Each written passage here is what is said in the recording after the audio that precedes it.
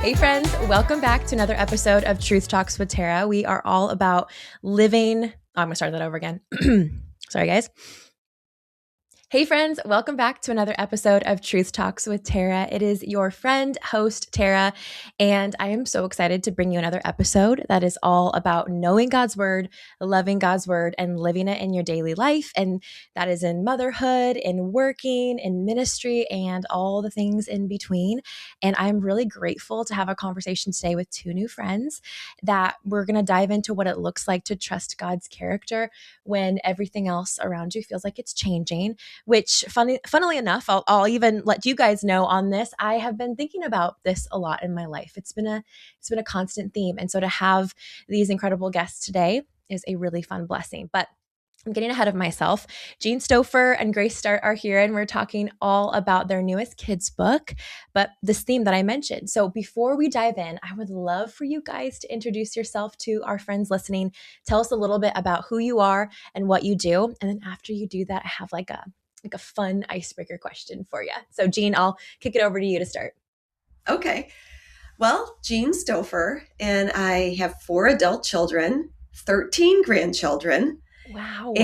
And together with Grace and a couple of our sons, we run a family business that is centered on design, particularly kitchen design and cabinetry. And we have a retail business too that's both in Grand Rapids, Michigan, where we're from, and online. It's called Stoffer Home. That's amazing. Yeah, Grace, kick it over to you now. Yes, I am Grace Start, and I am Jean's only daughter. I have 3 brothers, and I came to work for the family business, which was just my mom at that point. I guess it wasn't a family business really yet. That's true. I came to work for my mom's business about 10 years ago, and we have gotten the privilege to do many beautiful home projects all around the United States together, and it has been a joy to watch it grow. And now we have over 50 employees, and have gotten the opportunity to do a TV show and, like my mom mentioned, retail business, cabinetry business, and we absolutely love working together. It's true. We do. And not to say that it's always easy, but it's always wonderful to work with family. Yeah. What a blessing. That's one of the things that excited me the most about you guys is I love when families get to work together and you get to be not only just around grandbabies and around your kids, but be involved in something that you love and you're so passionate about. So before we get into that, Jean, I want to ask you this icebreaker question, and Grace, so be thinking about it. This is like such a random thing I started doing on the podcast after I came back from a break, but a big part of my love language is food and hosting and cooking. So I want to know, Jean, what is a meal that you could eat every day and not get sick of? Which, of course, I know is kind of an oxymoron because you would, but like, what's one that you love? And like, because I feel like food tells a lot about someone too. So I want to know. Yeah. I'm like waffling between 2 things, but okay. One thing I love is I often make it for breakfast, is like a salad with spinach and purple cabbage and red onions and like jammy eggs. Oh, yeah. And avocado and lemon juice and cilantro.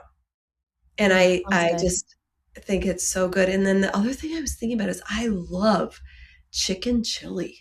I could eat that over and over. I'm surprised you didn't say salmon, though. You love salmon. I do love salmon. You're like, wait. I like a lot of food. Me too. Okay, Grace, what do you got?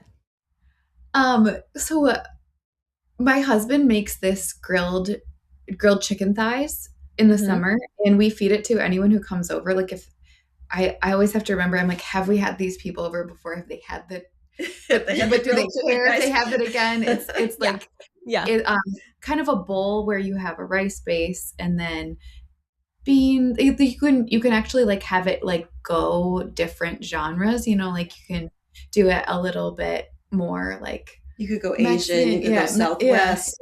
Yeah. So chicken thighs, grilled chicken thighs. That sounds really good. That sounds super great. No, I love it. I think it's easy. It's like you said, it's a crowd pleaser. and you can switch it up. But honestly, like maybe people care, but I recently have started, like, if there's a postpartum mom, if there is a loss in the family, anything, or even just sending someone a meal for fun, I've kind of chosen like maybe three meals that are like my So good. go-to. And it like helps me mentally, but it's also like these are really good, tried and true. I made the mistake of trying a new recipe for someone that was postpartum and it didn't turn out. I'm like, oh, sorry. So I just think like when you what have something, three? I need to know. I need to know. Lasagna and sourdough and some kind of salad. And then I do a chicken, like a lemon chicken orzo soup with like a bunch of vegetables in it, also probably with sourdough. And then what's the other one that I did the other day? Why am I blanking? There are some, like kind of like a teriyaki bowl, because it's really easy to put together, to the chicken, the rice, or you can switch it up. So I feel like those are, and I don't know, they kind of can work with most any season, some of them are more comforting, but I also just feel like when you have a baby, or, maybe you're grieving or something, like you want something hearty and comforting, Yeah, totally. So fun. No, I love that. Thank you for indulging me in that random question, but I think it's so fun.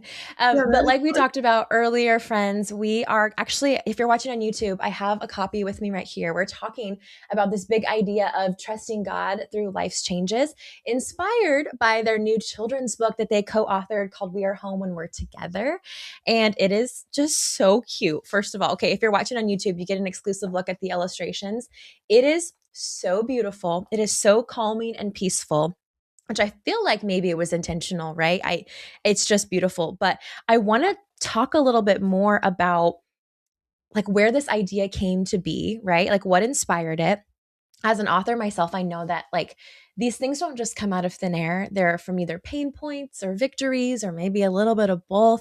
So Grace, actually, you talked about how you wrote this book in the middle of a sabbatical before we started recording. I want to hear more about your families and just like why this book, why now? Yeah.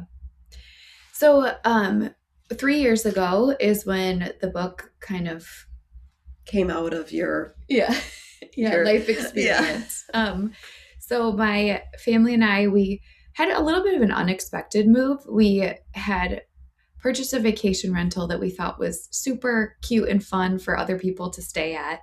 And then the township banned short-term rentals. And so we kind of had to make a decision whether we were going to move to that house or sell it. And we decided to move. It was like away from the small town our kids had grown up in until that point. And so there was mixed emotions from the kids on moving. And at that time, we had been going really hard with the business and having kids. I mean, it was like so many filming, things. Yeah. Running the business and doing a whole nother business of filming. Right. Yeah, it was just a lot. And so I think you encouraged me to take some time off with the move. I think that I like started crying during a meeting or something. And she was like, okay, we're just in there. Which was not like, she was like, okay, let's see what we can do to move stuff around and have you just take some time off. Focus on the move, focus on, planting your family in this new place. And then, and out of that, I would say time to finally relax and not be churning all the time is when the creativity just emerged with this poem that Grace wrote. And what was cool looking back is that it was 7 years after we started working together is when that sabbatical happened, which is very biblical to like the seventh day of rest. And then like we've been working the land. Yeah. There's the Sabbath year. So it was like my body and my spirit knew that it was time to rest. And God had already appointed that, which I feel like as modern Christians ignore that quite a bit, but it is God's provision for us to rest. And so I didn't rest for a year though. Maybe next time I'll do that for a whole year.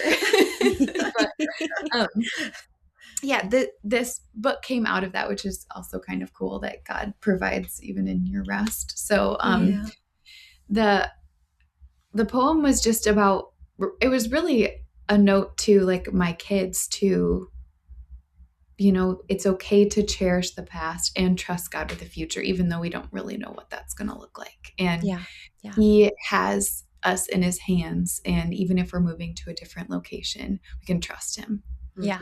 Yeah. Oh, I love that. And I love that, like you said, it came out of something that you were speaking over your own family. If you don't mind me asking, how old were your kids at that point? Like, because we have a lot of younger moms, very, very much similar stage as my kids, toddler, baby years. And so I'm just curious how old they were. My youngest was 2, and then 4, 6, and 8. Oh, 2 years exactly, or nearly. Pretty much, yeah. Give or take a couple months here and there. Yeah, for sure. Oh, and I mean, not to say that the 8-year-old had it figured out, but like the vast differences between a 2-year-old and an 8-year-old, but also the way that they express. I'm sure that grief of moving, that even if they wouldn't say grief, and it maybe not even be grief, although it could be, but just uncertainty. Like, yes, what am I losing? What am I? What can I expect there? Yeah, for sure. You know what I've realized too is I am very type A. And when I had my babies, I'm like, I'm excited to see their personalities. I'm excited to see the way that God grows them. And of course, my boys are not done growing at all, but it's really cool to see as they get older, their personalities. And my oldest is very much like me. And I think a lot of kids, like, they love the plan. They love the routine, even if they're pretty strong-willed, like they like knowing, just like you and I do. And so my oldest will just ask me. This morning he asked me, like, okay, what are we doing today? I'm like, okay, going to Gigi's house, grandma's house, and then we're doing this. And he's like, what's after that? I'm like, I don't know. Like but he loves knowing. And I think there's just something within us, and we see it in little kids, that there's a comfort in knowing, right? Like, what's around the corner. We see a lot of adults too. Yeah, actually. Yeah. You can feel it in your own self. And part of it is natural, and part of it, you're like, what am I pridefully holding on to that I need to let go of? Right. Or what am I working through that? There's like pros and cons of it, right? Of planning and preparing, and being wise, but also trusting the Lord that you don't have to have every single thing gamed out. Yeah. Right. Yeah. And also, as a grandma, to your grandkids that were going through that change gene, and then Grace being the mom, but also, like, let's talk about what it looks like for ourselves, because I'm learning as a new, younger mom that, like, not that I'm ever going to be perfect. And my husband and I try to so model the fact that, oh, we mess up and I need to ask you for forgiveness. And, like all of these things that are so true for me too. But what did that look like? Or maybe what is it looking like currently in life's different changes, that, like, you have to, like, really parent yourself with the Lord too. But, like, we feel this pressure as caregivers, as parents, to feel like we have it together. Like, did either of you feel that way in that season of rest and unknown and change, where it was just this pressure of, like, Lord, I feel like I need to have it together for my kids, but I'm struggling too, Yeah. Yeah. I think there's a real balance with that, because it's true. Your kids are looking to you for the temperature of how to think about this. And if you're falling apart over it on a routine basis, then you probably there's probably some things you need to work out, because they're children. Yeah. They need this security that mom is modeling, that she trusts God here. And that even though sometimes it's challenging to trust God, it's the only safe place to be.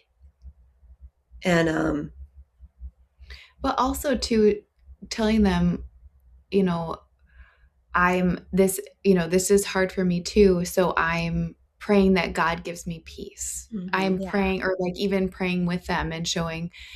We just talked about the Lord's Prayer last night in Bible study, and it's like Jesus told us how to pray. It's first we praise Him for who He is, and then we turn around and say, like, give me my daily bread. Give me exactly what I need for this day to trust you. Not a month from now, not even tomorrow, but today, and live in the moment. Present with your kids. I'm saying I'm preaching to myself because it's easier said than done, but I think it's okay to tell your kids that, you are praying that God gives you that's the great thing you need for I think the that's day. great Yes. modeling. Yes. Because it's not showing them, no, I'm great, I'm fine. Yeah. But that you're Right. showing them strength and trusting the Lord. Yeah. And where to run to when you need help. Yeah, absolutely. And another thing that I love about this kids book is that it takes two topics, right? Like when everything is crumbling, the uncertainty of trusting in and trusting God, excuse me. But then also, I'm going to read this for our friends, the last page of the book. It says, God prepares our houses, city, town, or wherever. He directs our steps till we're home with him forever. Because remember, my love, when we're home when we're together.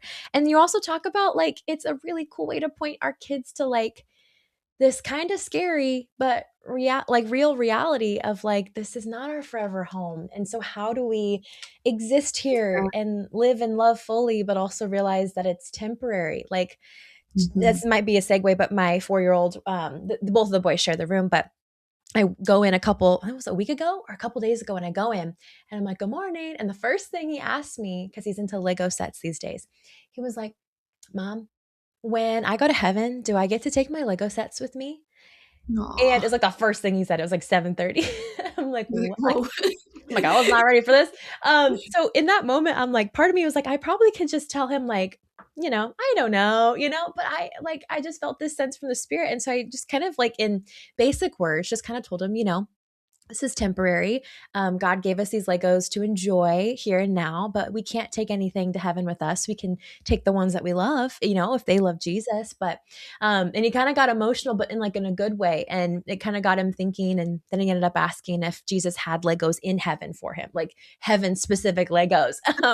But I think it's really cool the way that you guys are talking about those two topics. And just presenting that to your kids. So, Jean, I want to ask you too, like, what advice would you have for a mom listening? I mean, not only in a big move, but just seeing your kids walk through it, your grandkids walking through it. What advice would you give to the parents that feel already overwhelmed, kind of like we touched on, but just need that hope to know that it means something and it matters? Because so often I think it's easy for us as parents to breeze through, to try to get through quickly and as painlessly as possible.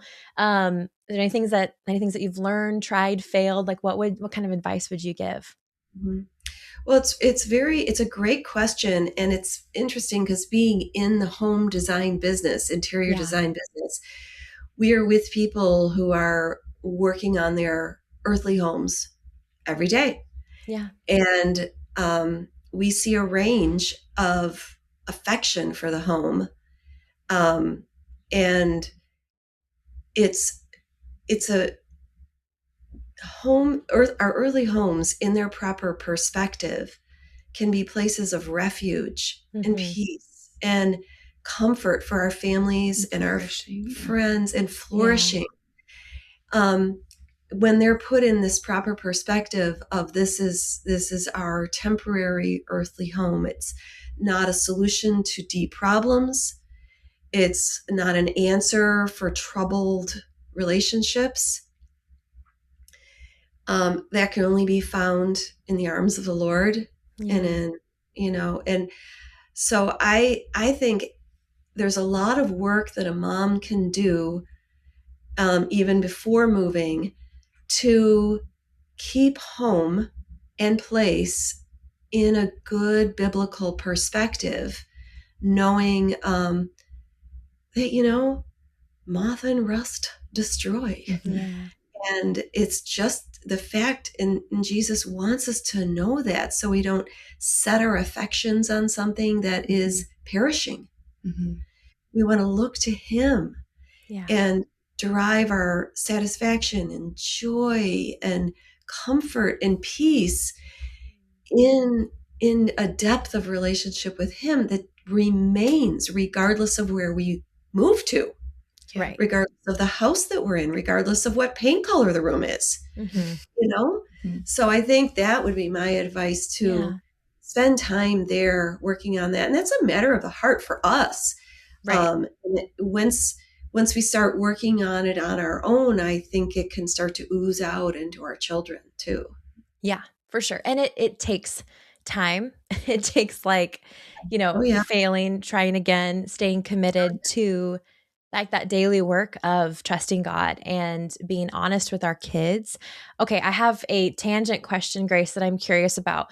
In the middle of that season when you wrote the book, in the middle of just kind of being like in this in between moment, how, especially with your interior design background, like how did you find some practical ways to make something feel warm and inviting and comforting, all these things that we want to feel when we're in the middle of an uncomfortable transition? I feel like that could be like a fun, like I even need that, right? Like what can, again, we know, like you were saying, Jean, this is temporary, but like we also, we're put here to enjoy the good gifts that God has given us. So Oh, what are some yeah. practical ways that maybe someone could, whether it's spend money on or not spend money on, to make something feel more cozy and comfortable and fun when life doesn't feel that way? Yeah. Yeah. Well, and kids, like you were saying, kids love routine and comfort. So if there's something, I feel like we each just know our kids so well, and we're like, oh yeah, they're not gonna like that. Like Yeah. let's like talk about that before we get there, because that's Yep. not gonna Yep. go well if we just leave that to work itself out. So Yeah. just making sure that you have a conversation with each of your kids intentionally, and kind of like what I would recommend is maybe going out with them one-on-one and kind of talking about what's upcoming. And then their little minds start to go, and then they ask you questions, and you can kind of learn, Yeah. okay, what is it that's going to mean something to them? For me, I need storage in the new home, but for them, they need their blankie. They want to know where their blankie is going to be when we get there. Yeah. And Yeah. it's going to be right next to them in the car when we make that drive over, so that they're not Yeah. worried where it's going to be when they get there. Mhm. But yeah, I think moms Intuitively. have that intuition into their kids' mind of what's going to put them at ease, and what their points of concern are too. Yeah. but what I Right. need to remind myself of is, in the routine, in the daily, getting to the places that we need to go, to have fun with the kids. Yeah. They're so fun. And I feel like it's just, sometimes you get through a day and I'm like, we just did that day. We didn't enjoy that day. I just want to Yeah. enjoy it, because Yeah. it feels short. Also, we Right. have discovered that kids really don't require a lot to No. feel secure, as Yeah. long as mom and dad are there. And Right. it's and I think we overlay sometimes a lot onto that and think, oh, they're going to need this and they're going to need that and they're going to need, Yeah. and they don't. Mhm. Right. We might need that. Yeah. Yeah. I mean, But especially in a culture where, I mean, I'm guilty of this too, where you're scrolling and your every other reel, if not every reel or post that you see on Instagram or whatever you are scrolling on, is about what you need to buy next. And here's the hack for your kids, and here's the craft that you should be doing like yesterday. And Yeah. here's the things that are going to help your kids develop. And it's so overwhelming. I recently had a friend who let us know a couple days ago that she was pregnant with her first baby. And she's like, give me all the information. I'm like, because I am your friend, I would love to. I said, but also like, she already had things that she was thinking about doing. I'm like, do it. I'm like, that is, like you said, the intuition, but it's Mhm. also the Holy Spirit being like, I am going to filter things out, and I am going to, like you said, Jean, too, like I realize that I don't need all of it. And that yeah. especially in those times where when you are in a season of change, it could be easy to compare or feel discontent and feel insecure. And so especially to be aware of that. To compare. Yeah. That's like the recipe. Well, and it's one of the 10 commandments to not covet, not want Right. what other people have. And Yeah. I feel like we forget that like that's one of the 10 rules by do not murder that God told us not to do. Yeah. And Right. Yeah. It's for our good. yeah. It's for our good. Yeah. Yeah. Yeah. No, I agree. I think this is really helpful. I mean, I was talking to my 4-year-old the other day about this. We had just redone a little area of our yard, laid down some pea gravel. We put their mud kitchen and all that kind of stuff over there. And it was a couple days later, and we were looking at this house and we were walking along the street, and it just got me thinking. I just mentioned briefly something like, oh, when we move, like, I don't know, I just, someday, right? And he just looked at me and was like, what? And he was like, we just put the mud kitchen. Oh. Yes. And he's like, he looked at me like, are we going to leave it? Like, it just, it just like triggered something in him. I'm like, oh no, like, don't worry. And like you said too, Grace, it's like, we can take this, like, they don't need much, but also, it's guiding them through that. And I think my last question for you guys in this too is, this is something that I've struggled with as a mom, not like we've done anything super majorly altering with moves yet, but just in general, I've been curious about this, that on one hand, you obviously want to help your kids move to what's next into the future, and you want to help them make that transition. It's huge. But like, what have you guys found that's helpful with acknowledging what you're leaving behind? Because some people will say, let's just not talk about it. Kids are too sensitive. Like, we just need to look forward, and maybe it's too hard for them to dwell on what they're leaving. Like, what would you say to the parent that feels like they're making that move or doing something like that, and like they don't know how to? Is there a balance? Like, they don't know how to do that. Like, what would you say? Well, there's this great line in the book. Yeah. Cherish the past and trust God with the future. Like, it's okay to look back and celebrate. I mean, it's wonderful. The memories, like, and reminisce. Yeah. And I mean, when you see the pictures of your kids younger, it's like kind of a gut punch, but also you're like, that was so sweet and wonderful. And the kids love to look at pictures of themselves and their siblings when they were younger. And like, we do it at every birthday. And just because you're moving on from a situation doesn't mean that you can't look back and cherish what it was. But it is true, though, that when they look back, they're looking at pictures of themselves. They're not looking at the house or their things. Yeah. They might acknowledge it and be like, oh, but they're looking at themselves. I think that's why there's a big pull, even myself too. I shoved it over here in my office because it's really messy. I needed to clear out the space for the episode. But I have this little photo album that I'm working on for my boys, and I'm crafty, but I haven't gotten to scrapbooking yet. But I'm doing this just basic photo album of our travels in May, because we've done Disney, we've done some hunting and camping, and I just wanted to try it. But I'm excited because it's like, obviously it's for me, but like, I want them to be able to look back and see that. But I love that point too.